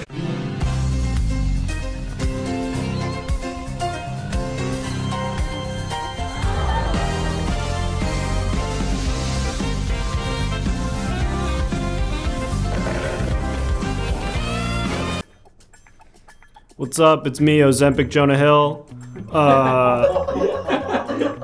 You guys probably don't recognize me. You're scary. No, I'm actually cool as hell. Just don't ask any of the women I've dated. You probably remember me from movies like Superbad and Moneyball, but you probably don't recognize me because I look awesome now. But if you can think all the way back to Superbad, the movie that made me famous, you might remember a character called McLovin. Well, most people don't know that McLovin actually wasn't always called McLovin. In earlier drafts of the script, we had some other names for McLovin that didn't quite make the cut because people didn't think they were a good fit or were maybe appropriate for the movie. So, are there any movie buffs in the crowd tonight that can remember what McLovin was called before he was McLovin? Now, if you don't remember McLovin, he was the guy who was that like nerdy guy. He was in what was that movie with Stifler where they're like American Pie. No, but the movie where McLovin and Stifler are both in the movie. You all know what I'm talking about, right? Paul Rudd's in it too. Maybe I'm thinking of something else. Role Models. Is Stifler in that? He's in that, right? Yeah, Role Models. They were all in Role Models. Anyway, they told me I had to keep vamping because they were typing up the trivia question. That movie was good as hell. Role Models? Yeah, it is. The lady from Glee was in that. The mean one. She was mean in this movie too. That's kind of her whole thing, I guess. Anyway, you guys read what I said to my girlfriend? That was fucked up. I'm good. I was just that nice, lovable fat guy from the movies, and then I made like that weird manifesto about what my girlfriend's allowed to do. Anyway, I always knew you were capable of hate, Jonah. what do you guys think Superbad McLovin was actually called before that? Was it Amanda Knox, Lee Wong, Borger, or Dr. Fauci? That would have been crazy. It could have been. Imagine. It would have been impossible to take him seriously. It was 2004 or something? 2007, and we just... This guy telling me I'm gonna get sick if I go outside's got the same name as the little kid wants to fuck. Dr. Fauci's like probably just some like low-level government doctor at this point. We were just like, someday. No, wasn't him though. Or unless a few more people vote, and then that might be the right answer. All right, now let's close it out. The real movie heads in the chat know, of course, the right answer was Borger. Now,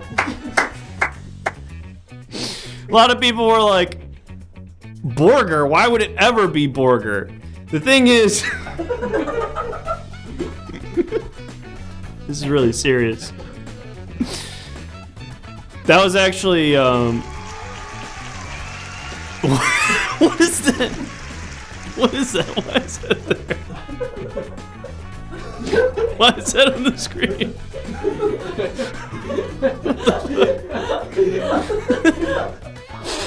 For a first time fan. Oh, well, yeah, welcome in, I guess.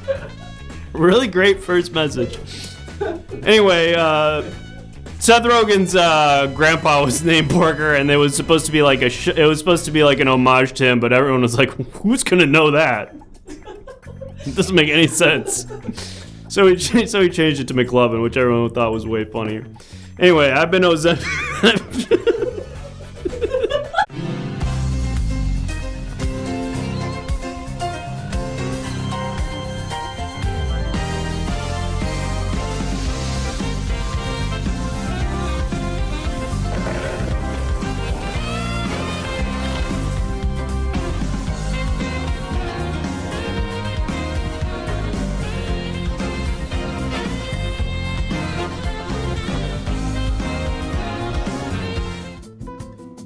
Is Ozempic Jonah Hill gone? He's so scary looking. It's like what I imagine like an unblurry photo of Bigfoot would look like. You know, those ones where Bigfoot's always like out of focus and kind of turning that way. If you like AI'd, you know, clean that up, it would look like current Jonah Hill. Hello everyone, thanks for coming to the movie theater with me. That's pretty fun, huh? I'm not problematic. Fingers crossed. Welcome back. This is Movie City. Thank you for the subscription, Naked Comedy. Oh, they're putting a review right now on our staff picks. And a reminder, Peach Jars and anyone else who subscribed, that if you subscribe, you get to put a movie review on our staff picks board. We'll take a look at what that looks like in just a moment. What's the store called today? Yeah, that's right. So I was going to do a thing where you name the store something different every week. Forgot about that. Episode's over in like 20 minutes. So we're just calling it Movie City today. Sorry. Thank you for the follow, Hangry Hippie Og. Hangry Hippie OG. I get it. And I was very happy to include your comment and distract scary looking Ozempic Jonah Hill. Oh God, so hard talking through a mask. How's everybody doing right now? I think we're gonna do one more movie in a moment, but I think we're getting some reviews up on the board here in just a second. And a reminder that you can interact with the show by donating $3, sending in a movie to the store, or playing some sound alerts. And yeah, thanks for joining us. How's Kai in the Sky, Naked Comedy, Rarely Asleep, Go Gadget 360, Creative Steve 69, all these OGs in the chat right here. I'm Wade Shaky. This is my store. I don't know, Movie City's kind of nice. Hey, everyone in the store right now, do you like the name Movie City? I'm indifferent. It's all right. It's fine. Okay. Yeah. Do you have any ideas for like a different like a store name? Movie Town. Blockbuster. Okay, Movie Town's not that different from Movie City. Movie Community.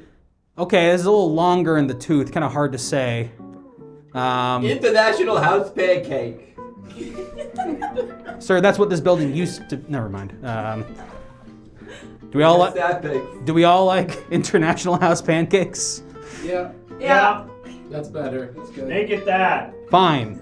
Staff picks. All right, fine. Let's go to the staff picks board, and then we'll come back. Oh, goody. All right, so we had those reviews from Bad Phone, Chad, Warm Winter, and blah, blah, blah, but now Naked Comedy says, Night at the Roxbury is a perfect comedy movie, except for being all white people. Aside from that, it holds up. That's a really good point, actually. What the hell? I thought Chris Kattan was Haitian.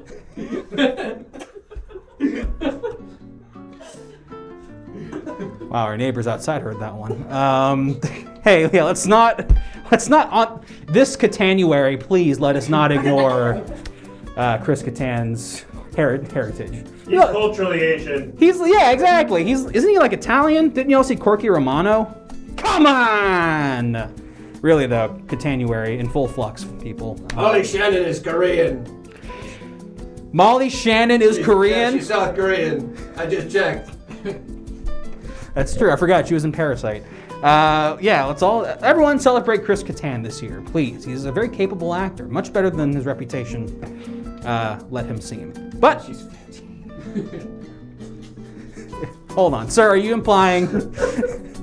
Fuck it. Being old is a race in Hollywood. Yeah. Okay, fine. It's a protected class. All right, folks. Let's watch one more movie and check out some special features. So let's pick a genre. We did a rom-com already. We did a sci-fi movie. But there's so many more different kinds of movies out there.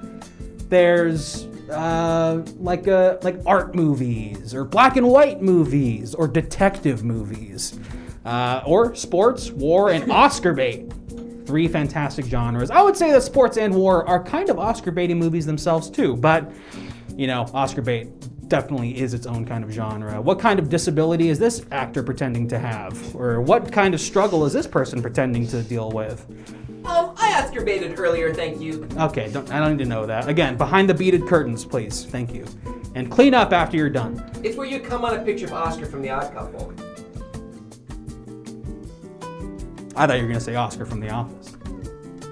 I almost said Oscar Schindler, but I walked it back. All right, so let's just keep on moving on here. Seems like, yep, speaking of Oscar Schindler, we're going to check out an Oscar bait film and watch some special features about how it was made. Thank you for voting, everybody. Everyone, please, in the chat, name an Oscar bait film that I may have not heard of. Obviously, the huge ones out there like The King's Speech, the Hours, International House Pancake. Hey! You don't go into a store and just say the name of it out loud, do you? Oscar Cummings, The Queen's Meal, The Boy Who Can't Walk. That's good. Take it. All right, I know that's down here somewhere. I'm just putting it into the DVD player now. Wheelchair Dog is also really good. Wheelchair Dog! Barely asleep. Wheelchair Dog actually premiered at Sundance and went much further than everyone else thought it would. We're doing The Boy Who Couldn't. Both really solid. Yes. Barely asleep cooking tonight. Who'd they get in a wheelchair? Asa Butterfield, Lucas Hedges? What kid was pretending that he has a disability? Doesn't matter, but yes, the boy who couldn't walk. Who can't walk. Who can't walk. Christ almighty. Awesome. Yeah. Yeah, this is Haley Joel Osment in an ill-advised lead role before The Sixth Sense panned out. God damn. Okay, well, The Boy Who Can't Walk. A tearjerker, of course. God. Audiences are saying that they were weeping from second one until 3 hours later when the film finally ended. Yeah, exactly, yeah. The boy's paraded around town and people are told that he can't walk, and then we just watch them fucking break down. So we got some special features, like every movie on DVD here. We can watch some director's commentary. Or we have special effects behind the scenes. Maybe we'll see how they made The Boy Can't Walk. Maybe we shouldn't have, It's too late now. let's find a button in the next couple minutes. And of course, there's interviews with the cast and crew. Maybe there's like a disability, specialist. What do you call it? Like a person that you have in the writer's room who is an expert on something and provides their insight. You know the word I'm thinking of. Never mind. Yeah. Consultant. Thank you, patron of International House Pancake, which is the name of the video store today. Oh my gosh, it's neck and neck, it's a tie.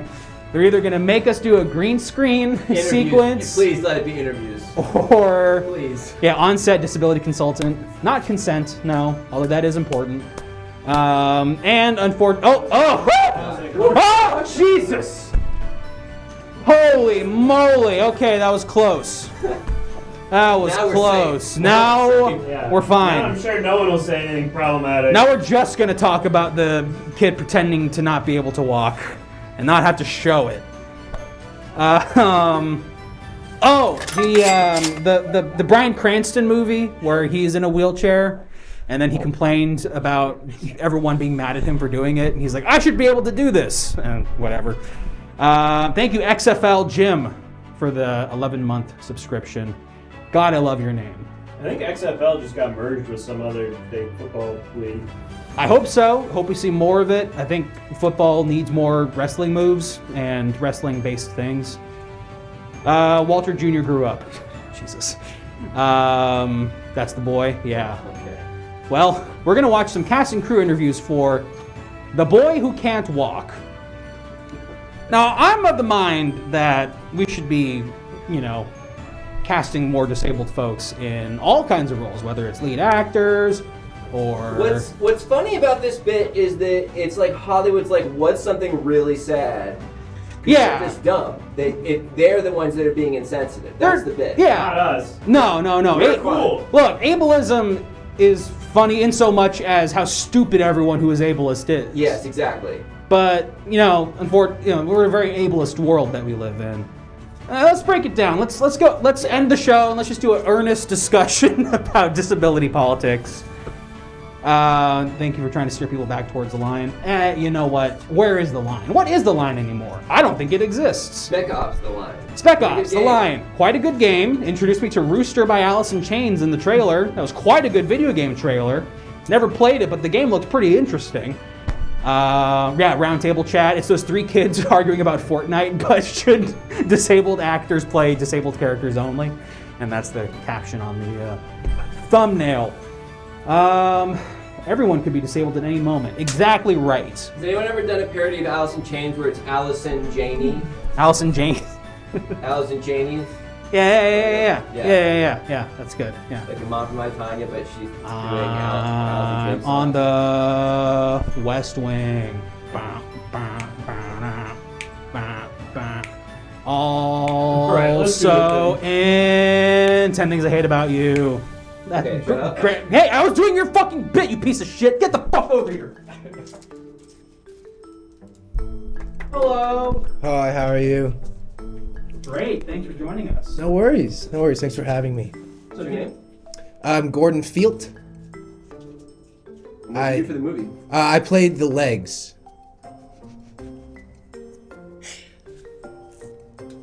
I'm sorry, what?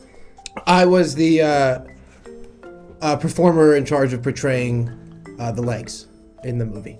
Got it, thank you. It was a great film. I had a great time.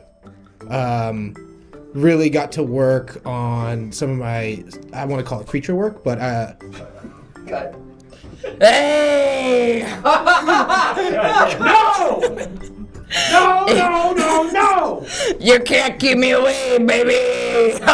Gary Screech runs this town! That's right! It's me, Gary Screech, former intimacy coordinator, former guy they hire to make kids cry on set, and current life coach to lead actor Timothy Chalamet! Was he in this movie? To play Timothy's legs was a challenge. So I sort of watched how he moved and did the opposite of it from the waist down. And Gary, yeah, I was more of a, it was a lot of, sort of a surface crawl on the floor. And what that did was it really brought to life the act of not being able to walk. If you're not able to walk, your legs look different than if you are able to walk. I said to Timothy Chalamet, I said, if we're gonna do this part justice, we gotta go method. And so I knocked his little bird-like shins in, made him an actual cripple. And then I said to him, I said, Timothy Chalamet, you and Mr. Scrunches aren't very different, you and him, because like you, Mr. Scrunches can no longer walk, but boy, can he act, baby! So I was only on set for about 3 days. Then Gary Screech broke Timothy Chalamet's legs, and there wasn't really a need for Gordon. So I was sort of an observer, sort of a backup, if you will, in case Timothy was able to walk again. Then I would get in there and sort of act the part of his unworking legs. But again, Gary Screech really, he really did a number on Timothy. Listen, I did what I could, but Timmy did not go down easy, okay? The first time I knocked his little shins in, he just popped right back up. And man, it was for good reason, too, because there's this actor, Jimmy or something, playing the legs. Oh, this is my big break in Hollywood. Oh, Timmy has legs. I won't be able to feed my family. Too bad, Jimmy! Did no one tell you that cinema is sex? So he had his sort of, it was just a blunt object. It wasn't a bat, it wasn't a crowbar, it was just a piece of metal. And after he had gotten done about 30 minutes of breaking Timothy down, he turns to me and he says, Jimmy, and I go, are you talking to me? My name is Gordon. And then Gordon just keeps going, Jimmy, and I was a little confused. I was scared. Gary started to approach me with the blunt object, and that was my last day on set. Yeah, I took down Jimmy Two Legs with some of Helen Keller's period blood. It's the only thing that I found to actually work. These young actors, they're getting tougher, they're getting more resilient. I think it's all of that vaping and the TikTok. But I took them out and... Sir, that's Gary Screech right there. What? Me? No, I'm a... Gary Screech is no, I'm a life coach now. Oh! That was the button, right?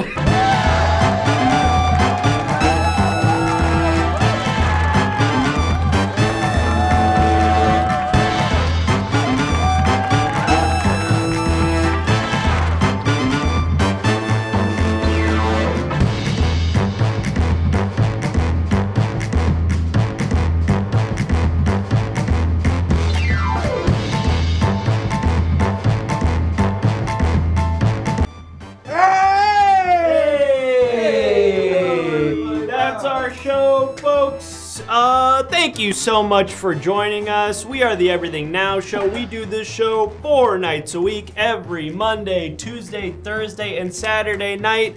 So if you had fun at this one, great news. We'll be back here same time, same place tomorrow night for a brand new episode. It will not be Video Store. It will be something completely different. Does anyone remember what it is? I know that Matt Adams is going to be on the show. It's going to be great, whatever it is. But to make sure that you don't miss it, make sure to follow us here on Twitch and also join the Discord. There should be a link in the chat to join the Discord.